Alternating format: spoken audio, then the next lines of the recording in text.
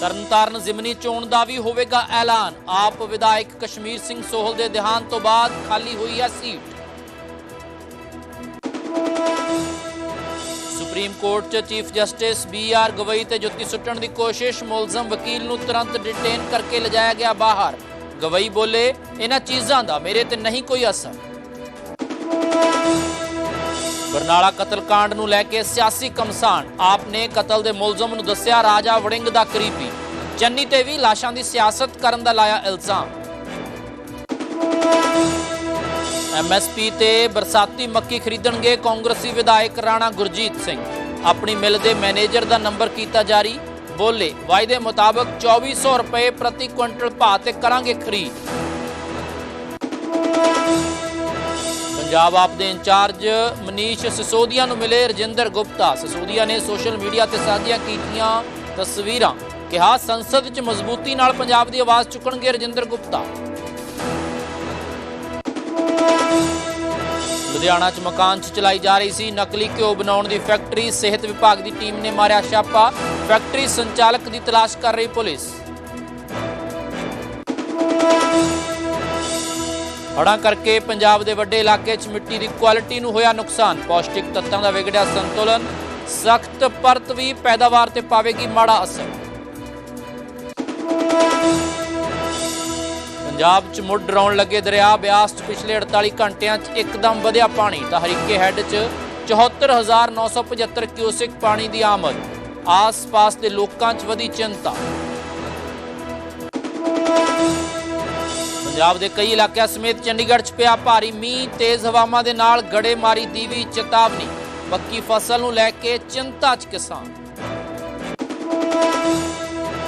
ਮੈਦਾਨਾਂ 'ਚ ਮੀਂਹ ਦੇ ਨਾਲ ਹੀ ਪਹਾੜਾਂ 'ਚ ਬਰਫ਼ਬਾਰੀ ਦਾ ਦੌਰ। ਕਸ਼ਮੀਰ ਅਤੇ ਹਿਮਾਚਲ ਦੇ ਉੱਚੇ ਪਹਾੜਾਂ 'ਚ ਸਨੋਫਾਲ। ਮੌਸਮ 'ਚ ਵਧੀ ਠੰਡਕ। ਸ਼੍ਰੀ ਗੁਰੂ ਰਾਮਦਾਸ ਜੀ ਦੇ ਪ੍ਰਕਾਸ਼ ਪੁਰਬ ਮੌਕੇ ਸਜਾਈ ਜਾ ਰਹੀ ਗੁਰੂ ਨਗਰੀ ਅੰਮ੍ਰਿਤਸਰ। ਸ਼੍ਰੀ ਦਰਬਾਰ ਸਾਹਿਬ 'ਚ ਵੀ ਫੁੱਲਾਂ ਨਾਲ ਕੀਤੀ ਜਾ ਰਹੀ ਸੁੰਦਰ ਸਜਾਵਟ। ਪਰਸੋਂ ਮਨਾਇਆ ਜਾ ਰਿਹਾ ਪ੍ਰਕਾਸ਼ ਦਿਹਾੜਾ। हेडलाइंस के प्रायोजक मैक लाइफ मिल्क, एक वखरा स्वाद।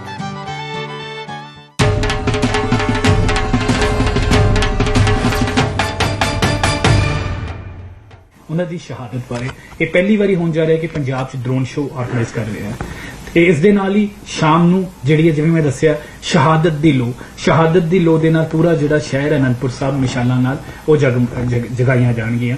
ਮਿਤੀ 24 ਨਵੰਬਰ ਨੂੰ ਸਵੇਰੇ 8 ਵਜੇ ਸ਼੍ਰੀ ਕੀਰਤਪੁਰ ਸਾਹਿਬ ਤੋਂ ਕਿਹੜੇ ਜਦੋਂ ਭਾਈ ਜੈਤਾ ਜੀ ਜੋ ਬਾਅਦ ਚੋਂ ਬਾਬਾ ਜੀਵਨ ਸਿੰਘ ਬਣੇ ਜਦੋਂ ਸੀਸ ਲੈ ਕੇ ਆਏ ਤਾਂ ਕੀਰਤਪੁਰ ਸਾਹਿਬ ਆ ਕੇ ਬਾਲ ਗੋਬਿੰਦ ਰਾਏ ਤੇ ਸਾਰੀ ਸਿੱਖ ਸੰਗਤ ਸਾਰੇ ਪਰਿਵਾਰ ਨੇ ਉਹ ਸੀਸ ਜਿਹੜਾ ਹੈ ਉਹ ਭਾਈ ਜੈਤਾ ਜੀ ਤੋਂ ਲਿਆ ਤੇ ਉਸ ਤੋਂ ਬਾਅਦ ਫਿਰ ਅਨੰਦਪੁਰ ਸਾਹਿਬ ਲੈ ਜਾ ਕੇ ਗੁਰਦੁਆਰਾ ਸੀਸਗੰਜ ਸਾਹਿਬ ਸੰਸਕਾਰ ਕੀਤਾ। ਤਾਂ 24 ਨਵੰਬਰ ਨੂੰ ਸਵੇਰੇ 8 ਵਜੇ ਤੋਂ ਸੀਸ ਭੇਟ ਨਗਰ ਕੀਰਤਨ ਜਿਹੜਾ ਹੈ ਉਹ ਕੀਰਤਪੁਰ ਸਾਹਿਬ ਤੋਂ ਆਰੰਭ ਹੋਊਗਾ ਤੇ ਗੁਰਦੁਆਰਾ ਸੀਸਗੰਜ ਸਾਹਿਬ ਤੱਕ ਜਿਹੜਾ ਅਨੰਦਪੁਰ ਸਾਹਿਬ ਤੱਕ ਹੋਵੇ। ਬੜਾ ਲੌਕਿਕ ਤੇ ਜਿਵੇਂ ਇਤਿਹਾਸ ਨੂੰ ਬੜੇ ਵਿਰਾਗਮਈ ਉਸੇ ਤਰੀਕੇ ਨਾਲ ਹੈ ਕਿ ਜਿਵੇਂ ਗੁਰੂ ਗੋਬਿੰਦ ਸਿੰਘ ਜੀ ਨੇ ਕਿਹਾ ਸੀ ਭਾਈ ਜੈਤਾ ਜੀ ਨੂੰ ਕਿ ਤੁਸੀਂ ਸੀਸ ਨਹੀਂ ਲੈ ਕੇ ਤੁਸੀਂ ਸਾਡਾ ਸੂਰਜ ਲੈ ਕੇ ਆਏ ਹੋ। ਤਾਂ ਉਸੇ ਤਰੀਕੇ ਨਾਲ ਇਸ ਨਗਰ ਕੀਰਤਨ ਲਗਭਗ 11 ਕਿਲੋਮੀਟਰ ਦਾ ਇਸ ਦੇ ਵਿੱਚ ਸਾਰੇ ਸੰਤ ਮਹਾਂਪੁਰਖ ਮੁੱਖ ਮੰਤਰੀ ਸਾਹਿਬ ਕਿਉਂਕਿ ਉਸ ਦਿਨ ਵਿਧਾਨ ਸਭਾ ਸੈਸ਼ਨ ਵੀ ਤਾਂ ਸਾਰੇ ਵਿਧਾਇਕਾਂ ਨੂੰ ਵੀ ਅਸੀਂ ਜਿਹੜੇ ਸਾਰੇ ਇਸ ਨਗਰ ਕੀਰਤਨ ਸ਼ਾਮਲ ਹੋਣਗੇ। ਤੇ ਮਿਤੀ 24 ਨਵੰਬਰ ਨੂੰ 11 ਵਜੇ ਪਹਿਲੀ ਵਾਰੀ ਇਤਿਹਾਸ ਦੇ ਵਿੱਚ ਹੈ ਕਿ ਜਿਹੜੀ ਅਸੈਂਬਲੀ ਹੈ ਪੰਜਾਬ ਦੀ ਵਿਧਾਨ ਸਭਾ ਉਹ ਸ਼੍ਰੀ ਅਨੰਦਪੁਰ ਸਾਹਿਬ ਵਿਖੇ ਉਹ ਵੀ ਉਸ ਸਮਾਰਕ ਦੇ ਉੱਤੇ ਜੋ ਇਸ ਇਤਿਹਾਸ ਦੇ ਬਹੁਤ ਵੱਡੇ ਜਿਹਨੇ ਰੋਲ ਜਿਹੜਾ ਹੈ ਬਹੁਤ ਵੱਡਾ ਜਿਨ੍ਹਾਂ ਦਾ ਅਸੀਂ ਦੇਣਾ ਨਹੀਂ ਦੇ ਸਕਦੀ ਸਾਰੀ ਸਿੱਖ ਕੌਮ ਭਾਈ ਜੈਤਾ ਜੀ ਦੇ ਸਮਾਰਕ ਵਿਖੇ ਜਿਹੜੀ ਹੈ ਉਹ ਇੱਕ ਹਿਸਟੋਰਿਕ ਵਿਧਾਨ ਸਭਾ ਸੈਸ਼ਨ ਹੋਊਗਾ ਗੁਰੂ ਸਾਹਿਬ ਜੀ ਦੇ ਜੀਵਨ ਨੂੰ ਸਮਰਪਿਤ ਉਹਨਾਂ ਦੀ ਸ਼ਹਾਦਤ ਨੂੰ ਸਮਰਪਿਤ। ਤੇ ਸ਼ਾਮੀ 5 ਵਜੇ ਵਿਰਾਸਤ-ਏ ਖਾਲਸਾ ਚ ਡਰੋਨ ਸ਼ੋਅ, ਸ਼ਾਮੀ 6 ਵਜੇ ਕੀਰਤਨ ਦਰਬਾਰ ਤੇ ਸ਼ਹਾਦਤ ਦੀ ਲੋ ਪੂਰੇ ਸ਼ਹਿਰ 'ਚ ਰੋਸ਼ਨ ਕੀਤੀ ਜਾਊਗੀ। ਮਿਤੀ 25 ਨਵੰਬਰ ਨੂੰ ਸਵੇਰੇ ਜੀ ਅਖੰਡ ਪਾਠ ਸਾਹਿਬ ਦੇ ਭੋਗ ਪੈਣਗੇ ਤੇ ਉਸ ਤੋਂ ਬਾਅਦ ਇੱਕ ਜਿਹੜਾ ਹੈ ਕੀਰਤਨ ਦਰਬਾਰ ਅਲੌਕਿਕ ਕੀਰਤਨ ਦਰਬਾਰ ਜਿਹਦੇ ਵਿੱਚ ਸਿੱਖ ਪੰਥ ਦੇ ਮਹਾਨ ਕੀਰਤਨੀਏ ਮਹਾਨ ਰਾਗੀ 9ਵੇਂ ਪਾਤਸ਼ਾਹ ਜੀ ਦੀ ਬਾਣੀ ਦਾ ਉਚਾਰਨ ਕਰਨਗੇ। ਤੇ ਉਸ ਤੋਂ ਬਾਅਦ ਇੱਕ ਸਰਬੱਤ ਦੀ ਭਲਾ ਇਕੱਤਰਤਾ ਦੇ ਨਾਲ ਅਨੰਦਪੁਰ ਸਾਹਿਬ ਵਿਖੇ ਤੇ ਪੂਰੇ ਪੰਜਾਬ ਦੇ ਵਿੱਚ ਬਲੱਡ ਡੋਨੇਸ਼ਨ ਕੈਂਪ ਲਾਏ ਜਾਣਗੇ। ਤੇ ਉਸੇ ਦਿਨ ਮਾਨਯੋਗ ਮੁੱਖ ਮੰਤਰੀ ਸਾਹਿਬ ਜਿੰਨੀ ਸੰਗਤ ਉੱਥੇ ਹੋਊਗੀ ਉਸ ਨੂੰ ਆਰਗਨ ਡੋਨੇਸ਼ਨ ਦੀ ਆਪਣੇ ਅੰਗ ਜਦੋਂ ਸਾਡਾ ਸਵਾਸ ਪੂਰੇ ਹੋ ਗਏ ਅਸੀਂ ਆਪਣੇ ਸਾਡੇ ਜਿਹੜੇ ਸਰੀਰ ਦੇ ਅੰਗ ਉਹ ਕਿਸੇ ਦੇ ਕੰਮ ਆ ਸਕਣ ਤਾਂ ਆਰਗਨ ਡੋਨੇਸ਼ਨ ਪਲੇਜ ਹੋਊਗੀ। We have Honorable Chief Election Commissioner Shri Gyanesh Kumar Sir, Honorable Election Commissioner Dr. Sukhbir Singh Sandhu Sir, Honorable Election Commissioner Dr. Vivek Joshi Sir, Senior Deputy Election Commissioners Manish Garg Sir, Gyanesh Bharti Ji, Pawan Kumar Sharma Ji, Election Commissioners Yetru Ji, Sanjay Kumar Ji, Director General IT, Seema Madam. Before we start, I'll just let you know that what will be the format of our press conference. We'll start with the address and presentation by Honorable Chief Election Commissioner Sir. That will be followed by a question and answer session. For the question and answer session, as per our previous practice, we'll be taking questions in groups of 5, and then Honorable Chief Election Commissioner would be answering in those groups. Before you ask your question, I would request you to kindly introduce yourself and the name of the organization. Thank you all. I'll request you to put your mobile phones on the silent mode. Sir.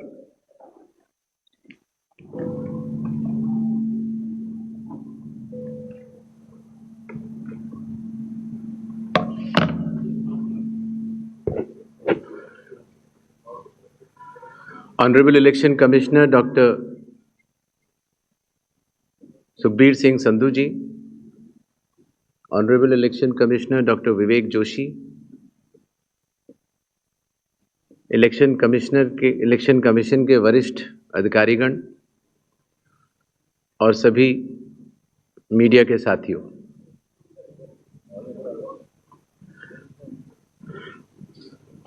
आज आप सभी के माध्यम से बिहार विधानसभा के आम चुनाव 2025 की तारीखों की घोषणाएं भी होंगी और इस चुनाव में चुनाव आयोग की जो तैयारियां हैं उसके बारे में भी हम आपको बताएंगे। बिहार की पावन भूमि पर 5 वर्षों के बाद अब विधानसभा के चुनाव का आगमन हो रहा है। जैसा कि आप सबको पता है, चुनाव आयोग एक संवैधानिक संस्था है और चुनाव के अपने संवैधानिक कर्तव्य को 2 चरणों में निभाती है।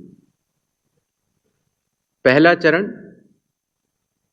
मतदाता सूची बनाना और दूसरा चरण चुनाव कराना।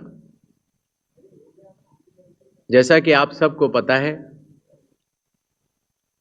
24 जून 2025 से शुरू हुए विशेष गहन परीक्षण के दौर में मतदाता सूची का शुद्धिकरण किया गया। इन्यूमरेशन का पीरियड 24 जून से 25 जुलाई तक रहा। 1 अगस्त को ड्राफ्ट सूची पब्लिश की गई और सभी राजनीतिक दलों को भी दी गई। 1 अगस्त से लेके 1 सितंबर तक क्लेम्स एंड ऑब्जेक्शंस का पीरियड रहा, जिसमें जिसको भी, चाहे वो मतदाता हो, चाहे वो राजनीतिक दल हो, चाहे उनके बूथ लेवल एजेंट्स हो, उनको क्लेम्स एंड ऑब्जेक्शंस देने का भरपूर समय दिया गया। और उसके बाद पात्रता का परीक्षण हुआ और 30 सितंबर को फाइनल मतदाता सूची प्रकाशित कर दी गई। फाइनल मतदाता सूची भी सभी राजनीतिक दलों को दी जा चुकी है और अभी भी अगर उसमें कोई भी इलेक्टोरल रजिस्ट्रेशन ऑफिसर से कोई गलती रह गई हो तो उसके ऊपर जिला अधिकारी के पास अपील फाइल की जा सकती है। और साथ ही साथ किसी का नाम अगर छूट गया हो तो वो नॉमिनेशन के 10 दिन पहले तक जुड़वा सकता है। नॉमिनेशन समाप्त होने पर जो भी मतदाता सूची फाइनल होगी उस पर चुनाव होंगे और उसके उपरांत कोई भी नाम जोड़ा नहीं जा सकता। अभी हाल ही में चुनाव आयोग की पूरी टीम ने और हम तीनों चुनाव आयुक्त ने बिहार का दौरा किया और दौरा करने के बाद जो सारी चीजें समीक्षा के उपरांत आईं, उसके तहत ये निर्णय हुआ कि आज हम आपके समक्ष बिहार के सभी मतदाताओं के लिए, सभी राजनीतिक दलों के लिए चुनाव की तारीखों का ऐलान करें। बिहार में हम लोग सभी राजनीतिक दलों से मिले, सभी जिला collectors, SPs, IGs, DIGs, DGP, chief secretary, divisional commissioners, enforcement agencies, सबके साथ सीएपीएफ के नोडल ऑफिसर्स, सबके साथ बैठकें हुई और आपके माध्यम से बिहार की जनता को चुनाव आयोग ये बतलाना चाहता है कि इस बार बिहार के चुनाव न केवल मतदाताओं के लिए बहुत ही सुगम और सरल होंगे, न केवल पूरी चुनावी मशीनरी तत्परता के साथ मतदाताओं के साथ खड़ी रहेगी, न केवल लॉ एंड ऑर्डर की व्यवस्था पर पूर्ण निगरानी रखी जाएगी, बल्कि शांतिपूर्ण ढंग से, पूर्ण पारदर्शी तरीके से बिहार के होने वाले चुनाव शायद सबसे अच्छे चुनावों के रूप में परिलक्षित होंगे, ऐसी चुनाव आयोग की मंशा है। इसके लिए चुनाव आयोग सभी राजनीतिक दलों का, सभी मतदाताओं का और सभी मीडिया कर्मियों का भी सहयोग अपेक्षित करता है। इसके पहले कि हम तारीखों की तरफ बढ़ें, एक छोटी सी प्रेजेंटेशन है जिससे कि काफ़ी वस्तु स्थिति आप सब लोगों के भी समक्ष आएगी और जनता के भी समक्ष आएगी। Presentation please.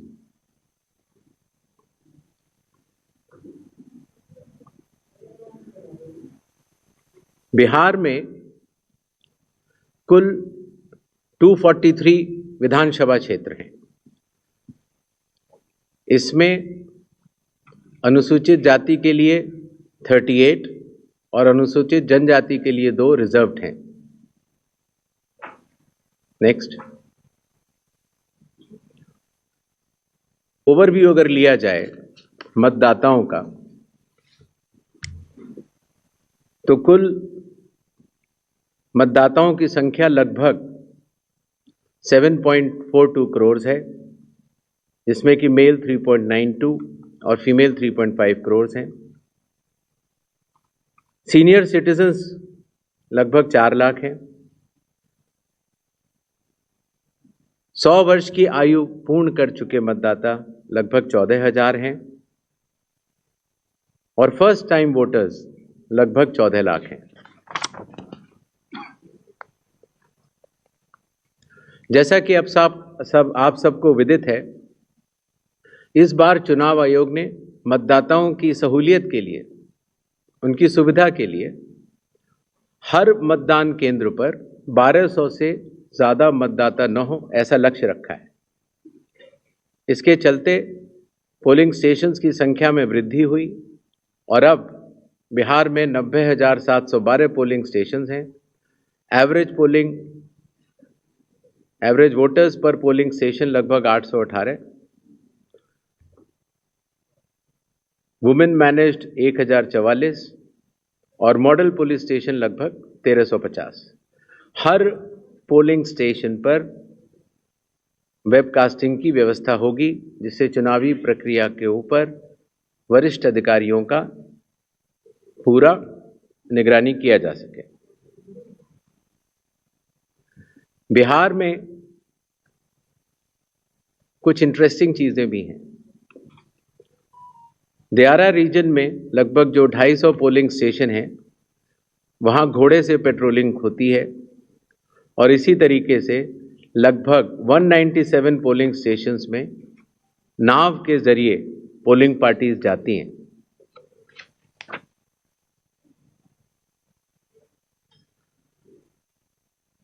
चुनाव आयोग के निर्देशों के अनुसार हर मतदान केंद्र पर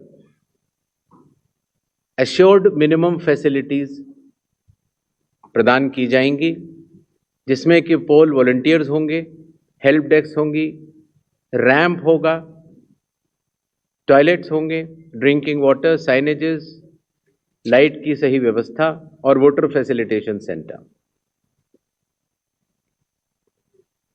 जो हमारे बुजुर्ग और दिव्यांग मतदाता हैं, उनकी सुविधा को ध्यान में रखते हुए पोलिंग स्टेशंस ग्राउंड फ्लोर पर होंगे। अगर रैंप है तो 1:12 के रेशियो में प्रॉपर ग्रेडियंट से बनेंगे। वॉलंटियर्स भी रहेंगे, व्हील चेयर की फैसिलिटीज भी दी जाएगी और अगर इनमें से कोई भी 85 प्लस के उम्र के अगर लोग हैं या 40% से ज़्यादा जिनकी डिसेबिलिटी है, अगर वो चाहें तो फॉर्म 12D भर सकते हैं और उसके उपरांत उन्हें होम वोटिंग की सुविधा भी दी जाएगी।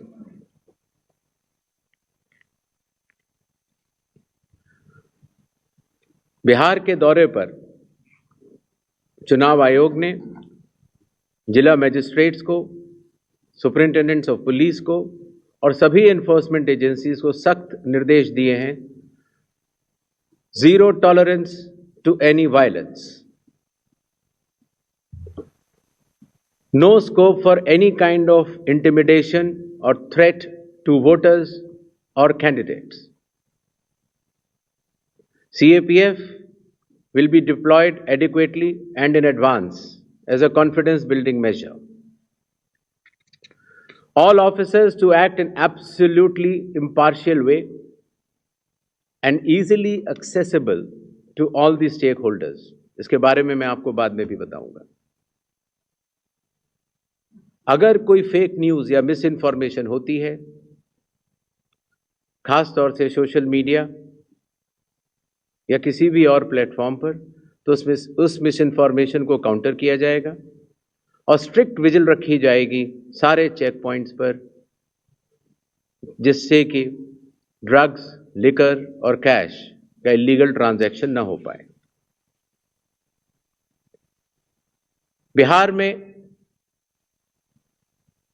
बिहार के पूरी चुनाव की जो चुनाव का तंत्र है, उसके साथ मिलकर बिहार के इन चुनावों में 17 नए इनिशिएटिव्स लिए जा रहे हैं, जो कि बिहार से शुरू होकर पूरे देश में लागू होंगे। चुनाव आयोग ने इसके ऊपर एक एक इनिशिएटिव के ऊपर काफ़ी चर्चा और इनकी प्रायोगिकता को देखते हुए ये कदम उठाया है और एक ऐतिहासिक कदम इसको माना जाएगा। ट्रेनिंग, पहली बार जो चुनाव आयोग का ट्रेनिंग इंस्टीट्यूट है, India international institute for democracy and election management, वहां पर बिहार के सभी बूथ लेवल एजेंट्स जो जिला स्तर के थे, बूथ लेवल एजेंट 1, उनकी ट्रेनिंग का आयोजन किया गया। इसी तरह से अब जहां जहां चुनाव होंगे वहां वहां बूथ लेवल एजेंट्स 1 की भी ट्रेनिंग IIIDM द्वारिका में की जाएगी। जो बूथ लेवल ऑफिसर्स होते थे, पहले उनकी ट्रेनिंग या तो विधानसभा स्तर पर हो जाती थी या कई बार जिला स्तर पर। तो इस बार हर विधानसभा क्षेत्र के 4 से 5 BLOs को ट्रिपल आईडीएम में बुलाया गया और उनको चुनावी प्रक्रिया के बारे में अवगत कराया गया, जिससे कि हमें अब जो चुनावी तंत्र है, जो जमीनी स्तर का चुनावी तंत्र है, उसमें बहुत ही ज़्यादा बदलाव देखने को मिला। साधारण तौर से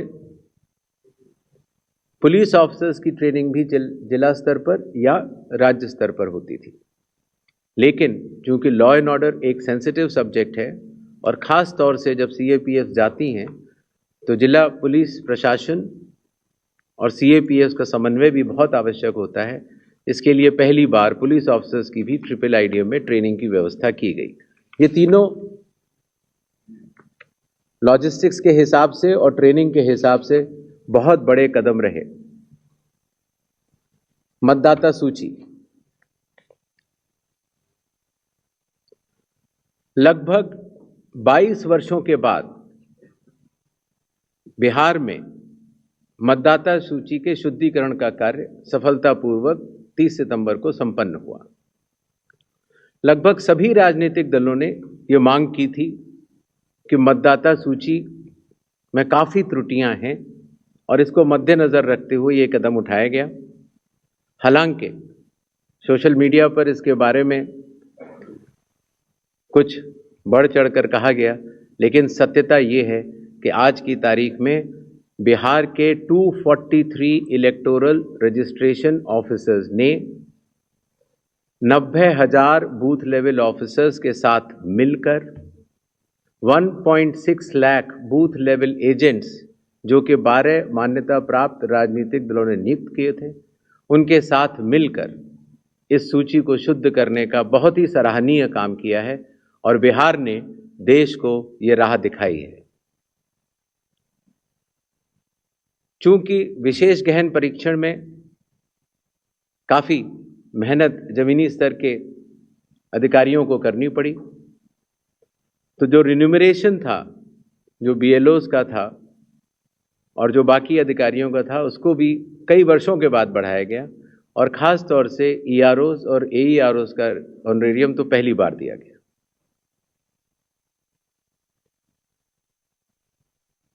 जिन मतदाताओं के नाम सूची में नए जुड़े हैं या जिन मतदाताओं की एंट्रीज में कोई चेंज है, जैसे पता बदल गया, तो ऐसे मतदाताओं को नए वोटर कार्ड दिए जाने हैं। चूंकि पहले कई दिनों तक या कई बार महीने लग जाते थे वोटर कार्ड मिलने में, इसीलिए चुनाव आयोग ने सभी एजेंसियों के साथ मिलकर यह एसओपी बनाया कि किस तरीके से 15 दिन के भीतर मतदाताओं के हाथ में इलेक्टर फोटो आइडेंटिटी कार्ड, जिसको सामान्यतः वोटर कार्ड कहा जाता है, वो उनके हाथ में आए।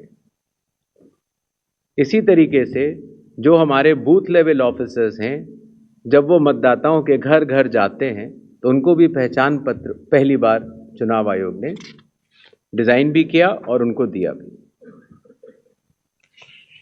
कंडक्ट ऑफ इलेक्शंस जो आने वाला है,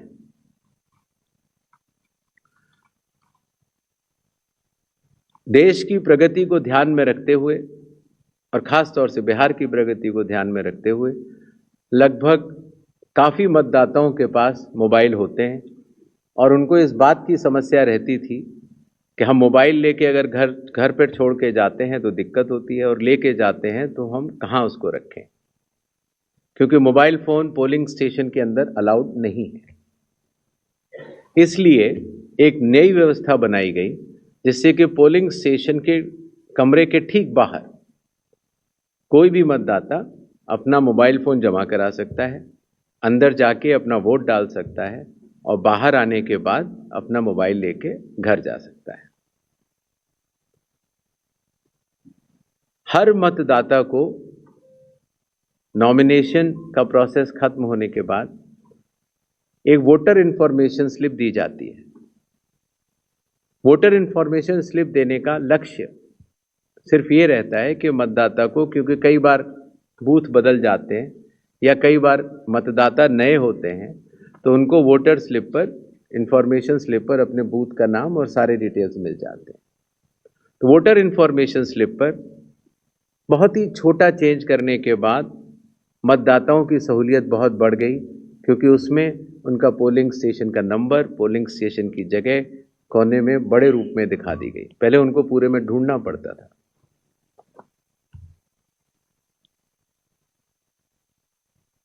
चुनाव आयोग की लगभग विगत कई वर्षों से एक एक करके एप्स बनती चली गई और लगभग 40 एप्स आज की तारीख में चुनाव आयोग के पास है। तो इन सबको एक जगह समन्वित करते हुए, क्योंकि हर मतदाता या हर स्टेक होल्डर हर 40 ऐप को डाउनलोड नहीं कर सकता, तो ECI नेट जैसी मदर ऑफ ऑल एप्स का एक लक्ष्य रखा गया और ECI नेट में अब धीरे धीरे करके सारी एप्स आ चुकी हैं और इसका प्रोग्रेसिव इम्प्लीमेंटेशन भी वन स्टॉप डिजिटल प्लेटफॉर्म के रूप में बिहार से शुरू होगा। पोलिंग स्टेशन में मैं आपको बता चुका हूं, जिससे कि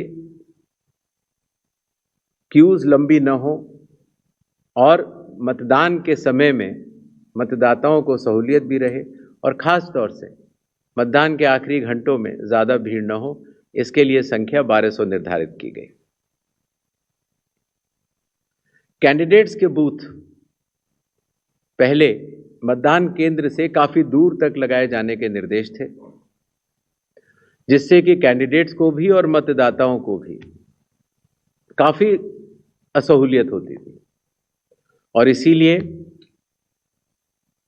जो पॉलिटिकल पार्टीज के संग ज़मीनी स्तर पर EROs की मीटिंग हुई, DMs की मीटिंग हुई, CEOs की मीटिंग हुई, उनसे मिले सुझावों के अनुरूप लोक प्रतिनिधित्व कानून के अनुरूप 100 मीटर की दूरी तक हर कैंडिडेट अगर चाहे तो अपने बूथ्स लगा सकता है। चुनावी प्रक्रिया पारदर्शी हो, उसकी पूर्ण निगरानी हो, ERO भी उसको देख पाए और कोई भी अगर गलती पाए जाए तो उसके खिलाफ एक्शन भी लिया जा सके। इसके लिए पहले लगभग 50% प्लस पोलिंग स्टेशंस में वेबकास्टिंग होती थी और अब इसको 100% पोलिंग स्टेशंस में लागू कर दिया गया है, जिससे कि निगरानी तंत्र के लिए सुगमता होगी।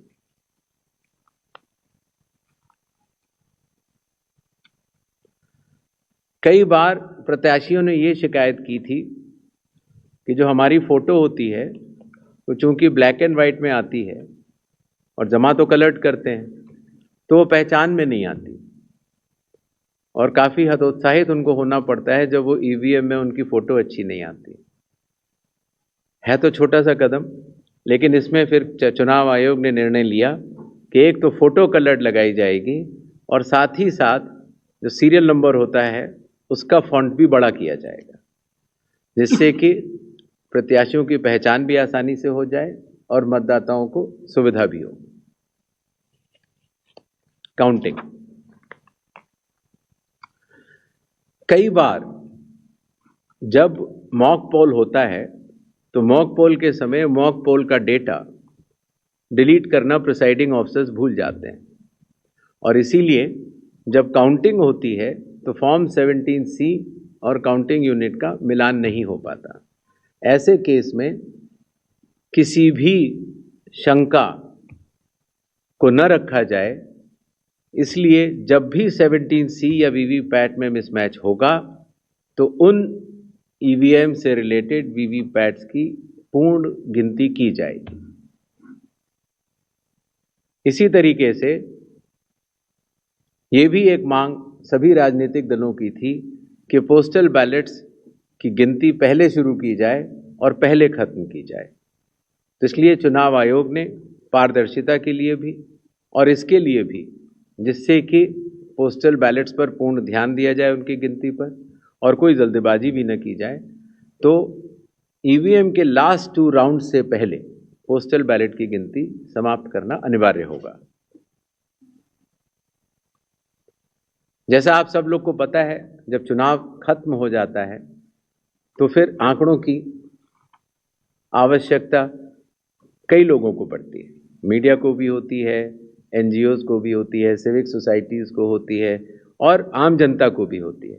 तो इसके लिए चुनाव आयोग की एक पद्धति रही जिसको इंडेक्स कार्ड कहा जाता है, लेकिन इंडेक्स कार्ड का सारा डेटा कलेक्ट करने में कई बार सप्ताह और कई बार महीनों लग जाते थे। तो अब चूंकि ECI नेट भी आ रहा है और डिजिटल का युग है, इसीलिए digital index cards and reports सारे आपको चुनाव खत्म होने के कुछ ही दिनों के भीतर वेबसाइट पर या ऐप पर मिल जाएंगे। इस चुनाव की विशेषता है ये slide. The entire election machinery of Bihar is just a call away. अर्थात अगर कोई भी मतदाता या कोई भी व्यक्ति ECI नेट ऐप को डाउनलोड करता है और अगर अपने एपिक नंबर डिटेल को डालता है, वोटर कार्ड के नंबर को डालता है, तो वो अपने BLO से बात कर सकता है। वो अपने जो बूथ लेवल ऑफिसर्स हैं उनको अपनी कॉल बुक कर सकता है और बात कर सकता है।